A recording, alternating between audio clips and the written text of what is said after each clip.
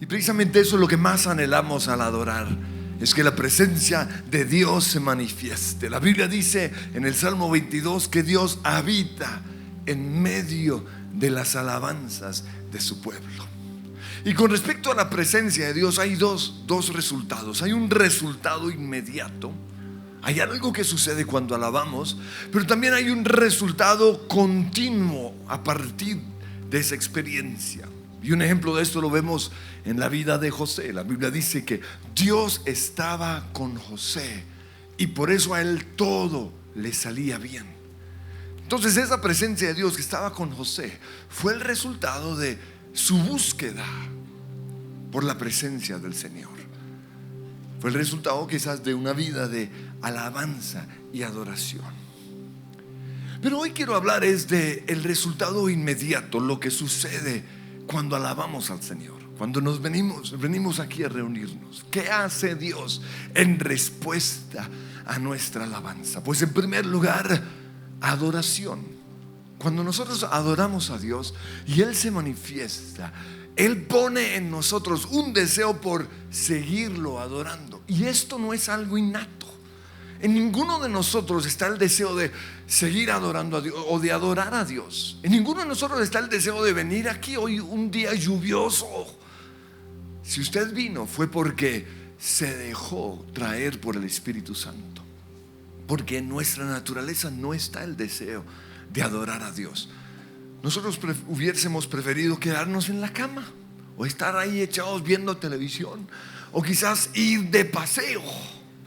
Así que el venir aquí es algo puesto en nosotros por el Espíritu Santo. Mi carne tampoco le gusta dar gracias y alabar y adorar. Mi carne prefiere canciones románticas o canciones tristes, depresivas. Un día mi esposo hizo un tour por todas las oficinas de la iglesia, y en los lugares en donde había música se dio cuenta que casi en ninguno había alabanza y adoración. Todos oían música cristiana, pero el género, o más bien lo que expresa total gratitud y alabanza a Dios, no se oía casi, porque no es innato a nuestra carne. Por eso, si usted quiere la presencia de Dios con usted, o si usted quiere un día lleno de alabanza y adoración, oblíguese en la mañana a alabar a Dios 10 minutos, porque su presencia se va a manifestar y Él va a poner en usted el deseo de seguir adorando al Señor. Jonathan, mi sobrino, fue el que escribió la canción Y quiero que tú estés cerca de mí. Y lo que lo inspiró a escribir esa canción fue un día cuando él llegó a la sala de su casa y se sentó allí. Y en esas el perro que estaba en el otro cuarto se paró y se echó a los pies de Jonathan, como diciendo: prefiero estar cerca de ti que estar lejos. Y él pensó lo mismo con respecto a Dios. Y por eso vinieron esas palabras: y quiero que tú estés cerca de mí. Y esto lo menciono porque la palabra adoración en el griego es la palabra proskuneo. Y proskuneo, además de significar adorar a Dios o adoración, exaltación, proskuneo también se usa para describir precisamente lo que hace un perro cuando quiere honrar a su amo. Se acerca a él y pone su hocico en su mano y lo besa. Y eso es lo que nosotros hacemos cuando Dios se manifiesta. Nos humillamos delante de Él, besamos su mano. Lo segundo que Dios hace en medio de nosotros cuando lo adoramos es que Él pone en nosotros sed por Él, pasión por su presencia. Cuando yo tenía unos 19 años, recuerdo que vino un grupo de jóvenes, de muchachos de 20, 30 años, como misioneros. Estuvieron aquí como 3 semanas predicando por toda la nación. Eran como unos 30 y a mí me asignaron un grupo de estas personas para traducirles. Pero ellos tenían algo que aquí en Colombia todavía no existía, y era pasión por Dios. Eran tan apasionados que recuerdo que cuando los llevamos al aeropuerto, el día en el cual iban a salir, muchos de ellos estaban sentados en el piso del aeropuerto con sus Biblias abiertas, leyéndolo. Yo pensé, uy, pero qué oso que van a pensar todos los demás. Pero eso es pasión por Dios. Y yo reconozco que en ese momento yo no lo tenía. Yo leía la Biblia por disciplina, porque me tocaba hacerlo. Pero así como ellos, el disfrutar la lectura de la Biblia, eso todavía no había pasado conmigo. Lo mismo en nuestra iglesia y en muchas de las iglesias aquí en Colombia. Nosotros no éramos apasionados por Dios. Por eso todos los eventos para los jóvenes tenían el propósito de entretenerlos. Teníamos que entretenerlos. La reunión de jóvenes nuestra, nos reencontrábamos todos los sábados a las 2 de la tarde a jugar básquetbol. Y ahí sí venían todos. Y la reunión creo que era a las 5 y todos se iban.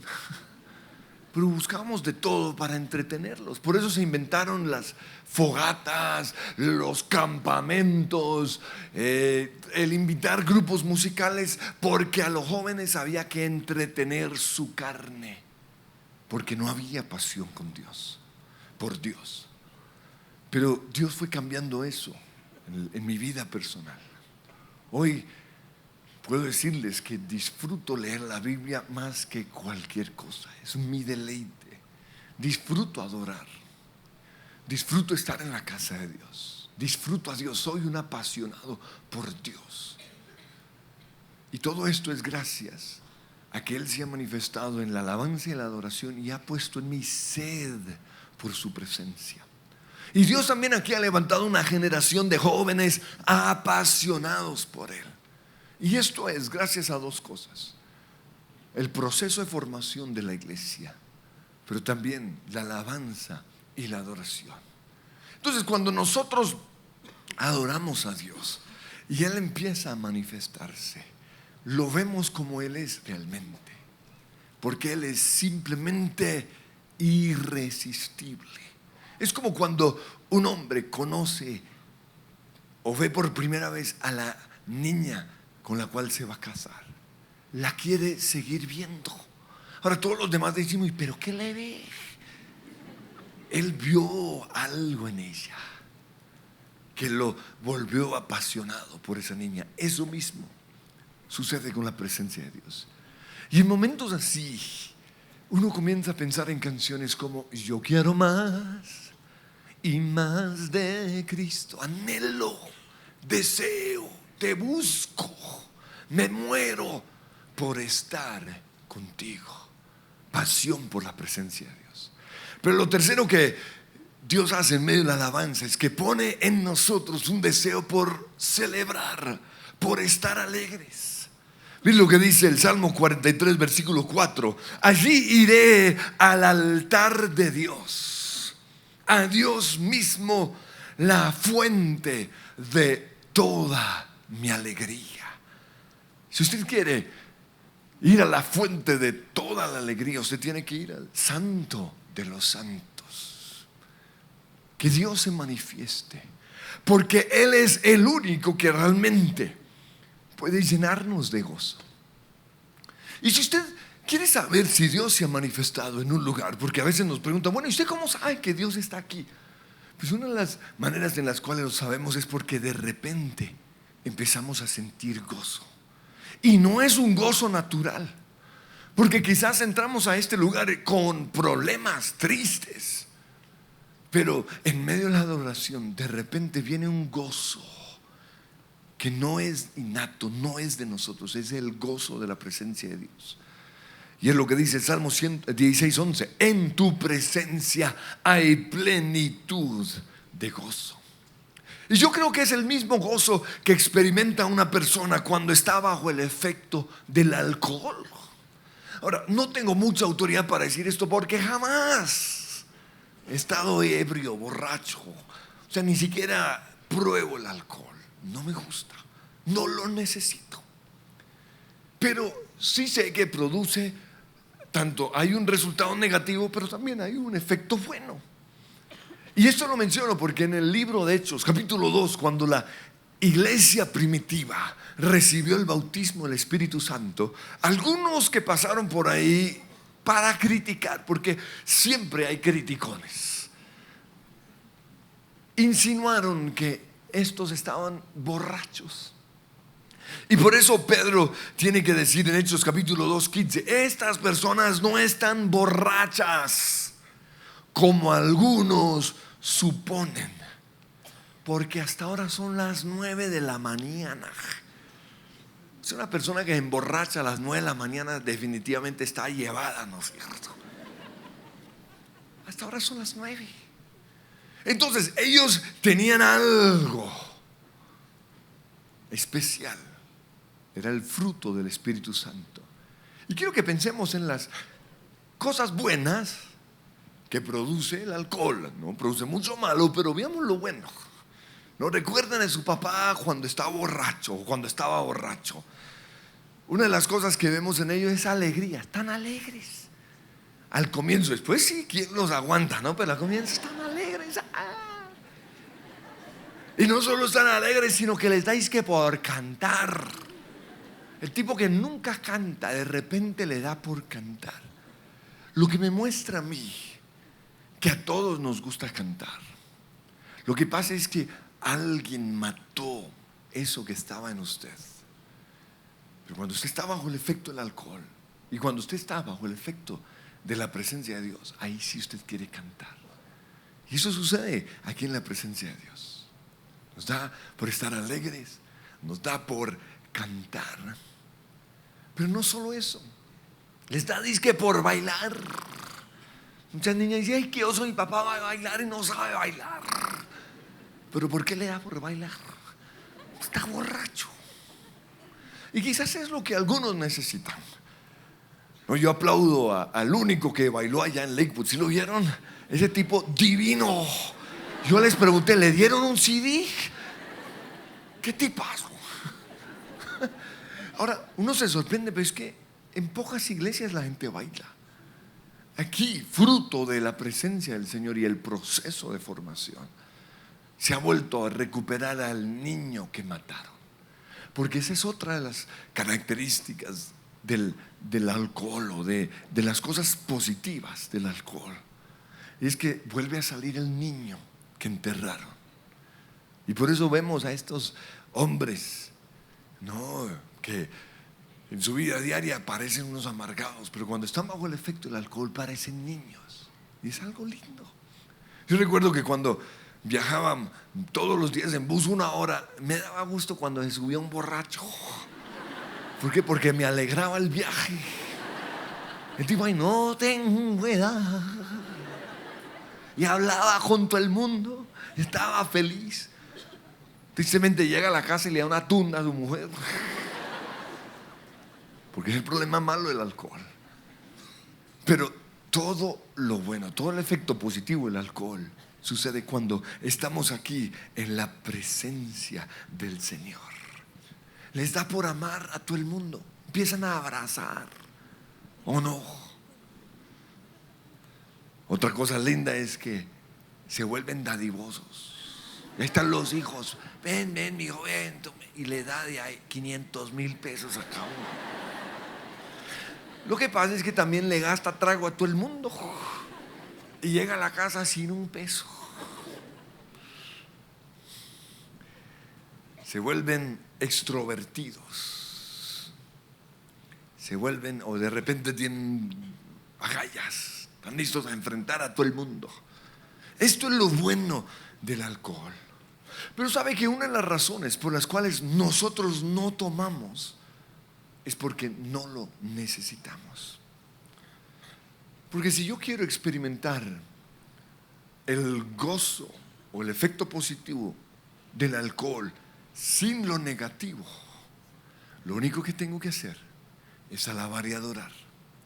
Quiero leer lo que dice la Biblia. Dice Efesios 5:18: no se emborrachen con vino, porque eso les arruinará. Y hay que enumerar las cosas negativas del trago. Arruina financieramente, empobrece, trae maldición financiera, embrutece. La Biblia dice: no es de reyes tomar vino, es de los brutos. Y en esta época de Navidad piensen en eso. Usted es un hijo del rey. No es de reyes tomar vino. Nos desinhibe sexualmente. Y por eso esos jefes, grandes empresarios, en esa famosa fiesta de final del año que debería ser prohibido, de repente comienzan ahí a abrazar y hasta manosear a las niñas. Nos lleva a cometer locuras de las cuales después nos avergonzamos. Pero por eso Pablo dice: no se emborrachen con vino, porque eso les arruinará la vida. En cambio, sean llenos del Espíritu Santo. Y luego dice: ¿qué tenemos que hacer para que el Espíritu Santo se manifieste? Cantando salmos e himnos y canciones espirituales, y haciendo música al Señor en el corazón. Y den gracias por todo a Dios el Padre, en el nombre de nuestro Señor Jesucristo. Y la Biblia dice que cuando nosotros hacemos esto, Dios responde y se manifiesta. Y dice Sofonías 3:17: el Señor está en medio de ti, poderoso. Cuando Él se manifiesta como el poderoso, el guerrero. Pero también dice: Él salvará, se manifiesta como el Salvador.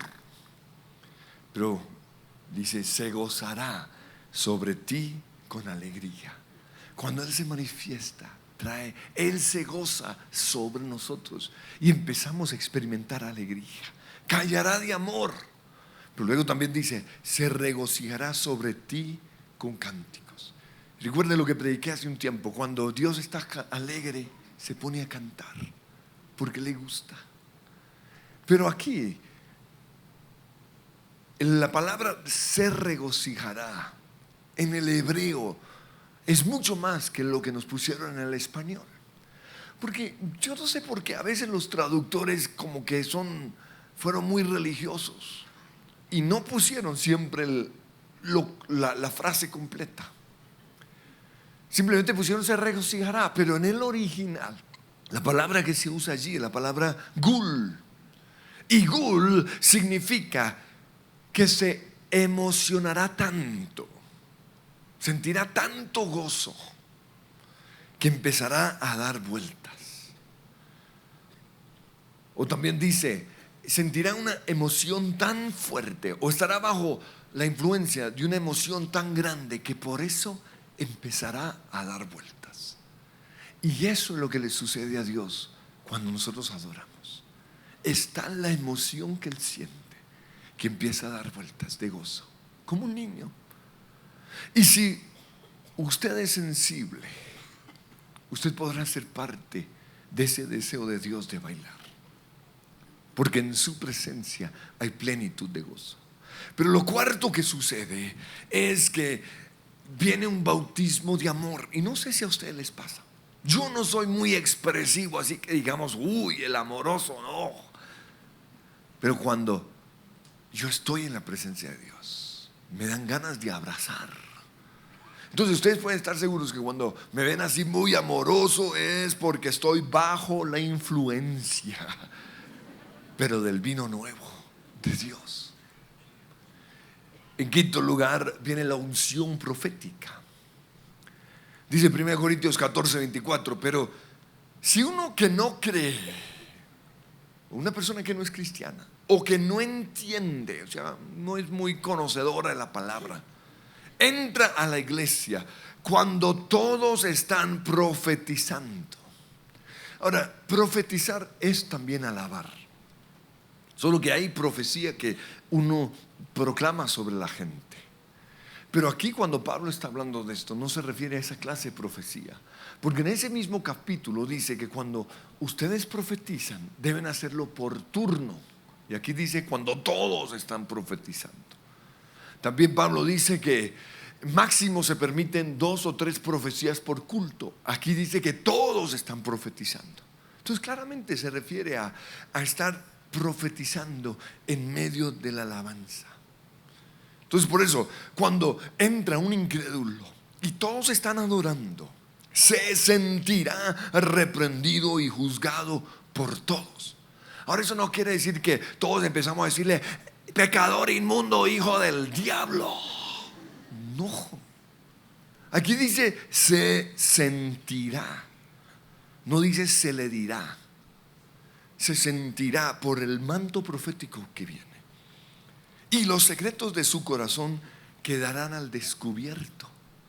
En ese momento él es redarguido de pecado. En ese momento él sabe su pecado. ¿Y cuál es el resultado? Dice: así que se postrará ante Dios y lo adorará, exclamando: realmente Dios está entre ustedes. Reconocerá la presencia de Dios. ¿Por qué? Por la unción profética. Ahora, ¿cuándo en la alabanza empezamos a profetizar? Pues empezamos a profetizar cuando le damos a Dios nuestra propia canción. Porque aquí venimos y cantamos canciones ya conocidas, pero el propósito siempre es llegar a lo que la Biblia llama al cántico nuevo. Muchos versículos nos hablan de que Dios espera eso. Uno, el Salmo 96:1 dice: canten al Señor una nueva canción, cantad a Jehová cántico nuevo. Dios espera eso. Pero usted se pregunta: ¿yo qué tengo que hacer para que salga ese cántico nuevo o la canción profética? Pues Pablo dice como en 1 Corintios 14:15: ¿qué debo hacer entonces? Oraré en el Espíritu, pero también oraré con palabras que entiendo. Oraré en lenguas y luego lo haré en español. Cantaré en el Espíritu en lenguas, pero también cantaré con palabras que entiendo. Entonces es muy sencillo. En medio de la melodía o en medio de la progresión armónica que estamos dando en ese momento, usted empieza a cantar en lenguas. Y sigue y sigue y sigue. Y luego usted comienza a hacerlo en español para Dios. Y de repente Dios interviene y le cambia el sentido. Y Él empieza a cantarle a usted a través de su propia boca. Y Él empieza a decir: estoy contigo, no tengas miedo, yo soy quien te sostiene. Y comienza a hablarle, quizás: cruza tu Jordán, no te quedes más en el desierto, es tiempo de avanzar, de conquistar la tierra. Y ese es el manto profético. Pero no solo se limita a palabras, también viene la unción profética a través de los instrumentos musicales. Y hoy hubo un momento en donde Keila comenzó a profetizar con el saxofón, y luego se unió Lina en su violín.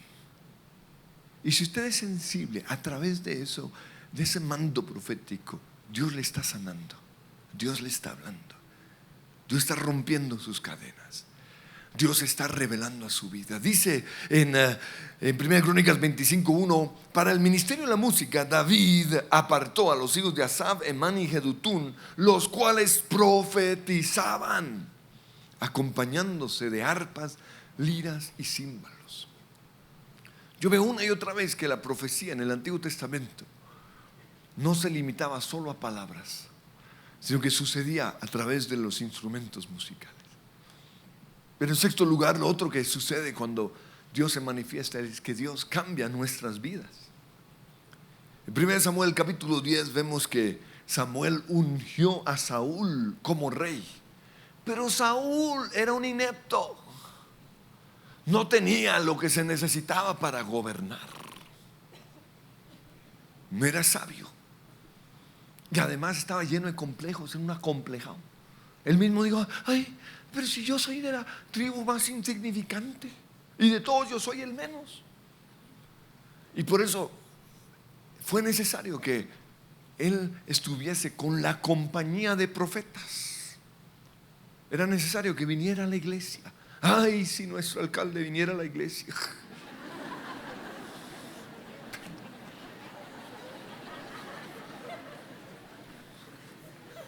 Perdón.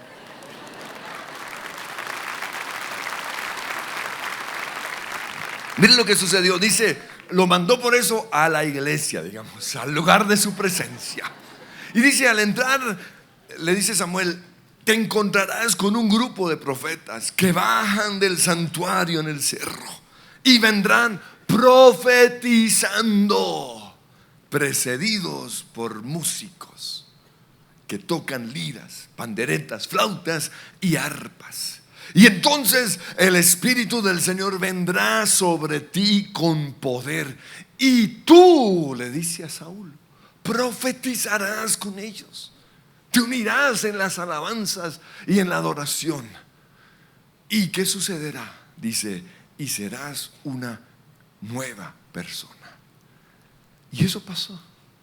Saúl no tenía nada para gobernar, pero cuando él estuvo en medio de los profetas, de los adoradores, algo sucedió y fue cambiado totalmente. Llegó a ser un hombre totalmente diferente. Pudo gobernar. Y Dios hace muchos cambios en nuestras vidas cuando adoramos al Señor. Y ese cambio es tan evidente que la gente se da cuenta. No, usted no tiene que decirlo, la gente lo ve. Esto precisamente le pasó a los discípulos. Cuando los gobernantes y la gente de influencia en Jerusalén los vieron hablar, dijeron: no puede ser, si estos son unos campesinos, son unos pescadores. Dice, lo leo en Hechos 4:13, los gobernantes, al ver la osadía con que hablaban Pedro y Juan, y al darse cuenta de que eran gente sin estudios ni preparación, quedaron asombrados y reconocieron que habían estado con Jesús. Cuando uno adora, uno está con Jesús y uno sale transformado. Hay un cambio en nuestra vida, hay un cambio en nuestra forma de hacer las cosas, en nuestra manera de hablar, en nuestros pensamientos. Somos transformados. Pero también porque somos también cambiados, porque hay una ley espiritual, y es la siguiente: somos lo que adoramos. En el libro de Salmos, en 2 ocasiones encontramos este versículo, Salmo 135:18. Dice, cuando el Señor está hablando en contra de los ídolos, dice: y los que hacen los ídolos son iguales a ellos, como también todos los que confían en los ídolos. Si usted adora un ídolo, dice la Biblia, usted se vuelve igual de inepto a un ídolo. Porque dice, tienen ojos pero no ven, tienen oídos pero no oyen, tienen manos pero no hacen nada, y semejantes a ellos son los que los adoran. Entonces, si usted adora el ídolo, el dinero, usted se vuelve materialista. Si usted adora la vagancia, usted se vuelve un vago. Si usted adora el juguete ese, usted se vuelve igual de bruto a ese juguete. Si usted adora el mundo, usted se vuelve mundano. Somos lo que adoramos. Pero lo increíble es que cuando adoramos a Dios, nos vamos convirtiendo más y más como Él. Dice 2 Corintios 3:18, así que todos nosotros, con el rostro descubierto, somos transformados a su semejanza con más y más gloria por la acción del Señor, que es el Espíritu. Somos transformados. Y en Salmos dice, en cuanto a mí, capítulo 17:15, veré tu rostro en justicia y estaré satisfecho cuando despierte a tu semejanza. Lo otro que sucede en 7º lugar, cuando Dios se manifiesta, es que hay sanidad. Y esto es algo que a mí me encanta. Yo no quiero levantar una iglesia que dependa de mis oraciones para ser sanada, porque ese no es el plan de Dios. A los que no conocen a Jesús, nosotros oramos por ellos, la Biblia dice. Pero el creyente tiene que encontrar su propia sanidad. ¿Dónde? En el trono de la gracia.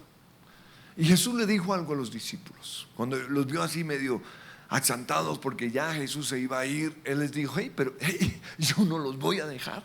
Y lo voy a leer, dice Juan 14:15, si ustedes me aman, van a obedecer mis mandamientos, y yo le pediré al Padre y les dará otro consolador, otro abogado, otro defensor, quien estará con ustedes para siempre. Me refiero al Espíritu Santo.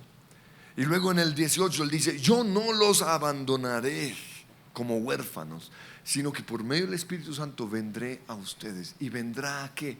A hacer lo mismo que hizo cuando estuvo aquí en la tierra: hacer el bien y sanar a los oprimidos por el diablo.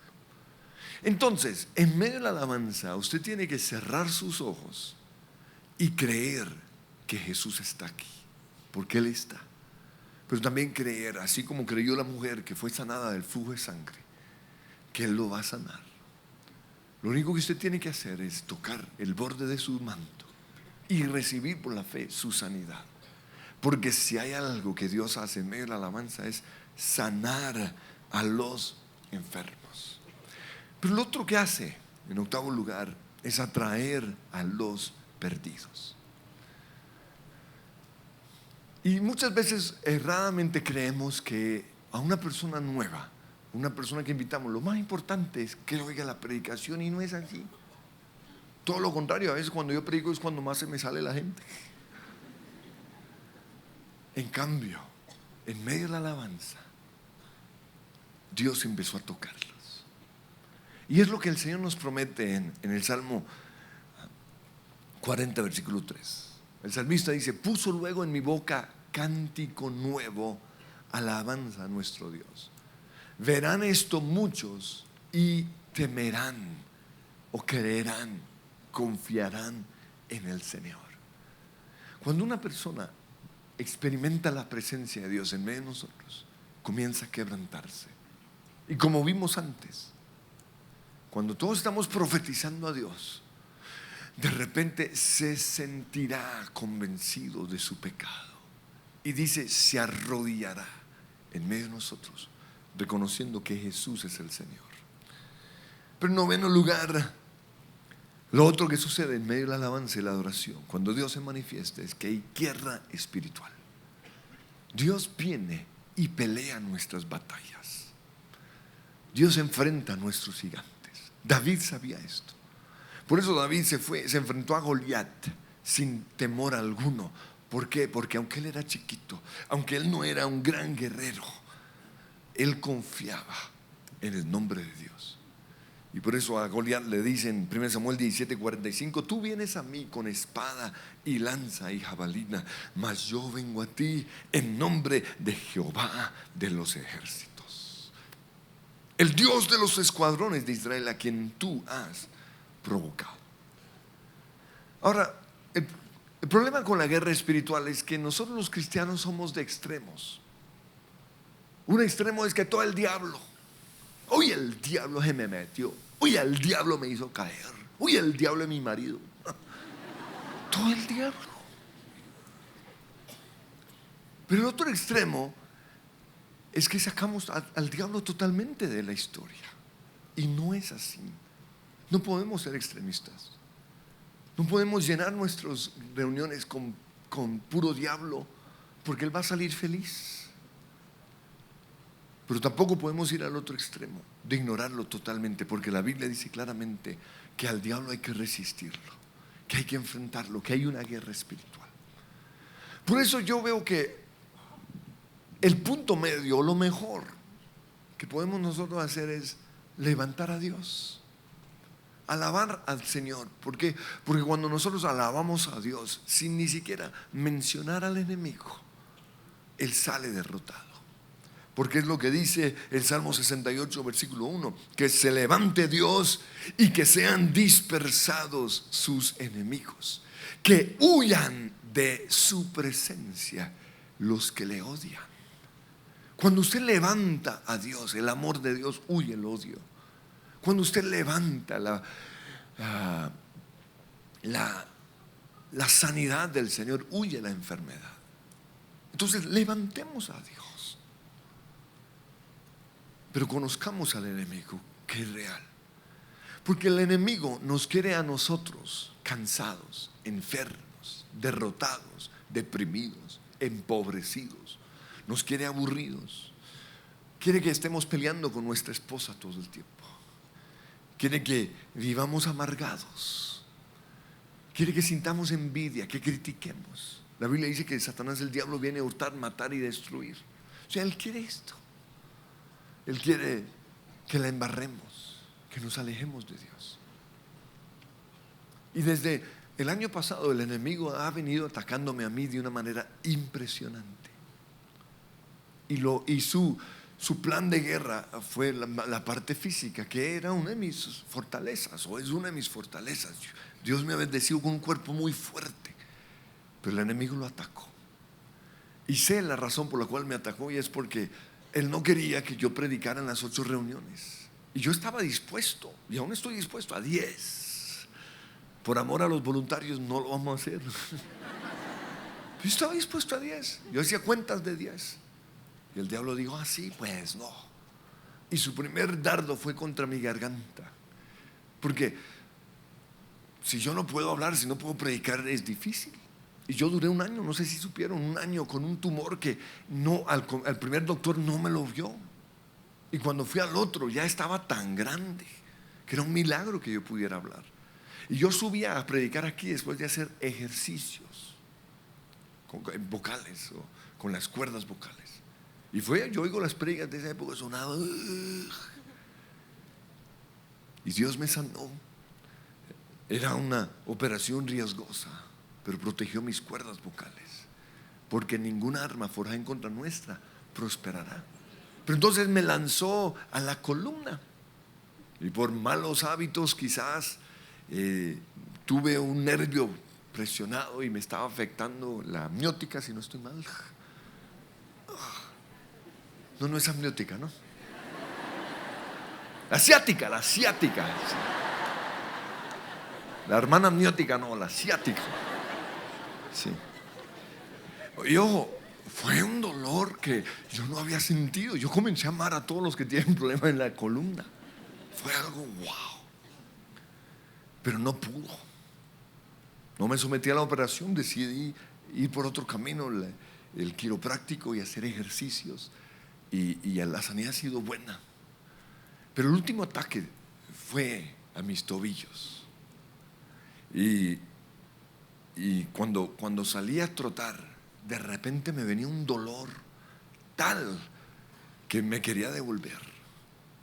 Pero una vez cuando salí a trotar, el Señor me reveló lo que era. Eran serpientes agarrando mis tobillos para que yo no pudiera avanzar. ¿Y por qué? Porque Satanás conoce el poder que hay en nuestros pies. Satanás sabe ese versículo en Lucas 10 donde el Señor dice: les he dado autoridad sobre toda serpiente y sobre todo escorpión, para que usted los aplaste. Satanás sabía que cuando yo salgo a trotar, no solo salgo a cuidar mi parte física, sino a hacer guerra espiritual, porque es un tiempo de oración, y él no quería permitirlo. Pero además de eso, Satanás sabe que la Biblia dice: cuán hermosos son sobre los montes los pies de aquellos que predican la paz. Si usted es predicador de buenas nuevas, Satanás le va a atacar a sus pies. Y lo dice en Isaías 52:7: cuán hermosos son sobre los montes los pies del que trae alegres nuevas, del que anuncia la paz, del que trae nuevas del bien, del que publica salvación, del que dice a Sión: tu Dios reina. Pero también el enemigo sabe que la sanidad del enfermo está cuando se levanta y camina. Mire cómo Jesús ordenó sanidad.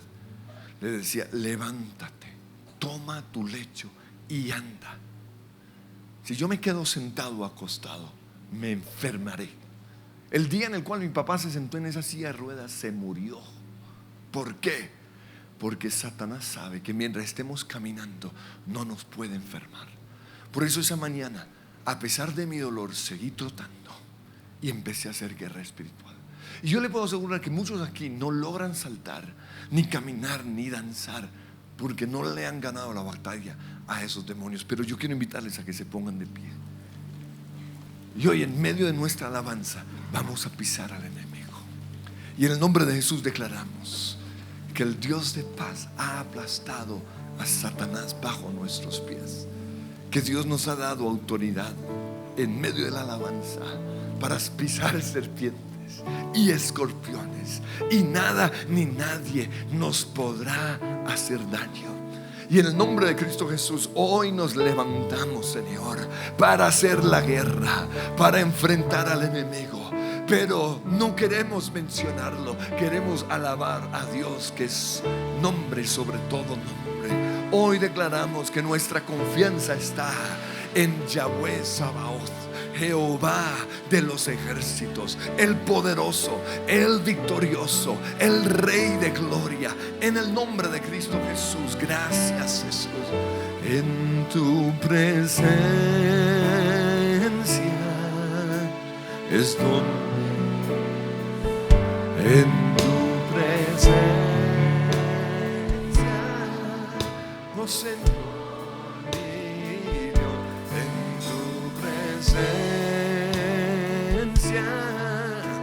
Es donde fuerte soy. En ti buscaré tu gracia, Señor, y tu rostro de amor. En tu presencia. Señor, hoy también declaramos que tú te manifiestas en medio de la alabanza para atraer a los perdidos, para que te vean a ti, para que te conozcan, Señor. Declaramos, Señor, que estás aquí para sanar al enfermo en el nombre de Cristo Jesús. Hoy tú sanas al enfermo, te manifiestas como el sanador, y usted por la fe va a recibir su sanidad en el nombre de Jesús. Recíbalo, toque tan solo el manto del Señor y usted es sanado en el nombre de Jesús. Pero otra cosa sucede, y es que su vida es cambiada.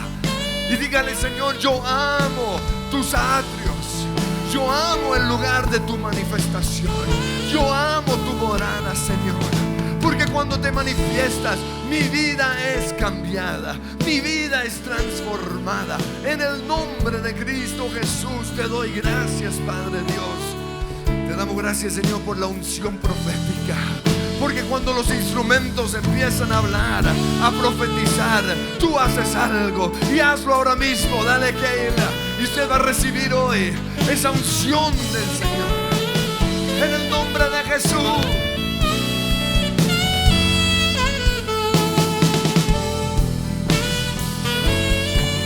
Profetiza, Señor, profetiza. Y usted levanta un canto nuevo al Señor, un canto de adoración, un canto de alabanza. Oh sí, que era más oroca, era bala, y rende la masa, adorando la masoga. Y de donde andando, oh, de unción profética, ven. Aleluya, aleluya.